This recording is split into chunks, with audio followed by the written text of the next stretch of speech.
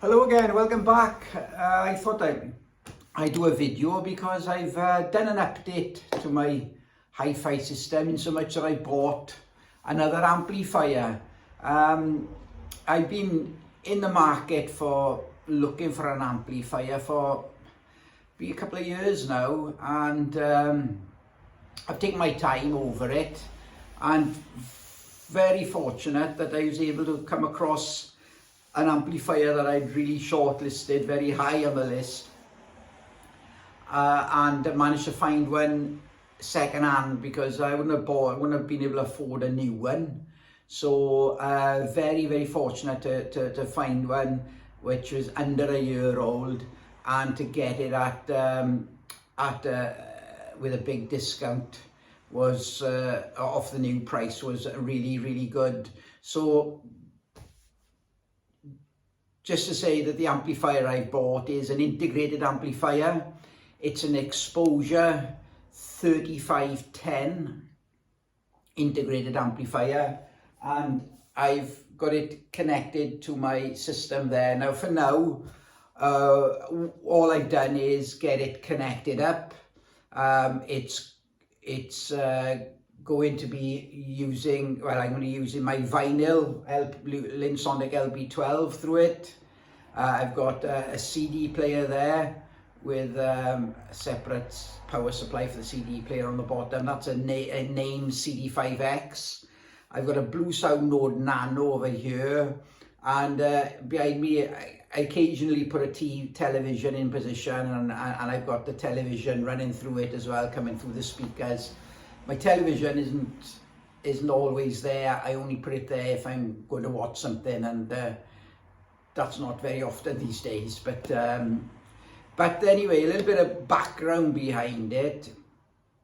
Now, for quite a few years, I've been using these two amplifiers at different times in my system. I've been swapping them in and out.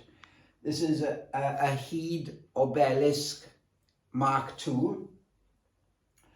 And this is an exposure 2010S integrated amplifier. Now, I bought these as well on the used market, and I've been really pleased, and I really enjoyed swapping them in and out of my system and enjoying the characteristics of what each amplifier brings to my system. I think over the years I've used quite a few amplifiers, quite a few really, from various manufacturers. The amplifier I always considered to be the heart of a hi-fi system, because it does receive the final signal and then pump that signal out towards the speakers. So no matter what source I'm using, eventually it gets to the amplifier, and the amplifier pumps the music, pumps the signal out to the speakers that sends the music into the room. So every amplifier I've tried are different to one another. They have different characteristics. Some have similarities, but others are quite different. And these two, for instance, have different characteristics. And what I wanted to do was to find an amplifier which had more power than either of these, but could incorporate the qualities that these two separate amplifiers bring when I've got them connected into my system. There are differences between these two. The Heed, I believe, in my system anyway, majors on a beautiful mid-range. It's very lush, very rich sounding mid-range. Vocals are so precise and believable, and sound staging is, providing the recording is good. The sound staging is very layered as well, so from front to back, and the placement of performers and instruments give a really good listening experience, and I that's what that, in my opinion, majors on. The exposure is more dynamic. It appears to have more power, and it appears to drive a little bit more, and it certainly has what I would say is a neutral type of tonality. So if you imagine now, right straight down the middle is neutral, to my right of middle would be like a bright sounding system, and to my left would be a warm sounding system. The Heed would be on kind of the warmer side of neutral. I like that because I find it very engaging to listen to over long periods. I enjoy that richness and natural warmth that this Heed amplifier produces. The exposure in my system and in my experience is very much, this particular one, which is an exposure 2010S, is very much neutral, okay? So dependent on the recording, if the recording is a bright recording, then it'll deliver that.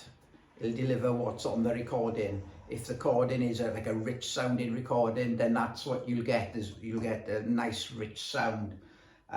So they both have real strengths, and what I wanted was an amplifier which had more power, which could incorporate the characteristics in a similar way that these do. So I'd already decided that, you know, I probably need to go up a scale perhaps, and the reason why I had the exposure 3510 very much on my short list is I have heard that amplifier in various systems prior to now, and yes, I've heard it in an all exposure system at a Bristol Hi-Fi show, but I've also heard other manufacturers use the exposure 3510 to demonstrate. Maybe they might be a speaker manufacturer, so they need an amplifier to drive the speakers, and the 3510 is the amplifier that they've chosen. And in every combination, in every system where I've heard the exposure 3510, I've always enjoyed what I've been listening to. I've had a good time listening to whatever the music is that they produce, and I spent a long time listening. So it kind of, I got quite engaged with what it was doing, and I thought, well, yeah, that might be on the list. And of course I got previous knowledge of the exposure amplifiers with the 2010S. This, I don't know how old this is because I've had it a few years myself, so it's a few years old now. So there we are. I mean, that's what I've got. The amplifier is there on my rack at the moment. As I said, for now I've given it a cursory listen because I wanted to make sure everything was working fine. So I got my LP12 set up and connected to it. I've got the CD, and I've played some vinyl, some CD. I've streamed using my Blue Sound Mode Nano, and I've just my television here. I've got that here because I've just checked and everything seems to be working absolutely fine.